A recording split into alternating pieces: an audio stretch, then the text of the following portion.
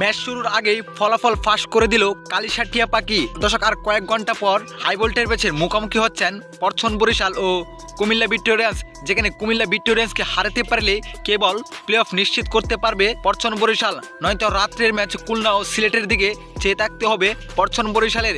যদি খুলনা সিলেটকে বিশাল ব্যবধানে হারাতে পারে তাহলে বরিশালে প্লে অফে খেলার অনেকটা সমীকরণ কঠিন হয়ে যাবে। এদিকে এই হাই ভোল্টেজ ম্যাচ কে জিতবে কালিশা টিয়া পাখি ভবিষ্যৎবাণী করে ফেলেছেন।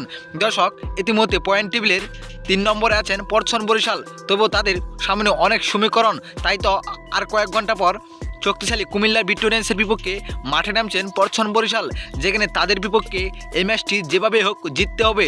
এদিকে এই ম্যাচটি নিয়ে কালিশা টিয়া পাখি ভবিষ্যৎবাণী করেছে, যেখানে কালিশা টিয়া পাখির কাছে 2টি ছবি দেওয়া হয় পরছন বরিশাল ও কুমিল্লা ভিক্টোরিয়ান্সের, কিন্তু কালিশা টিয়া পাখি পরছন বরিশালের ছবিটায় ওটাই। তো দর্শক, কি মনে হয় আপনার কাছে? কালিশা টিয়া পাখির কথাই কি সত্য হবে যে আসলে পরছন বরিশাল এই ম্যাচটি জিতবে? অবশ্যই জানাবেন আপনার মতামত আমাদের এই ভিডিওর কমেন্ট বক্সে। ধন্যবাদ।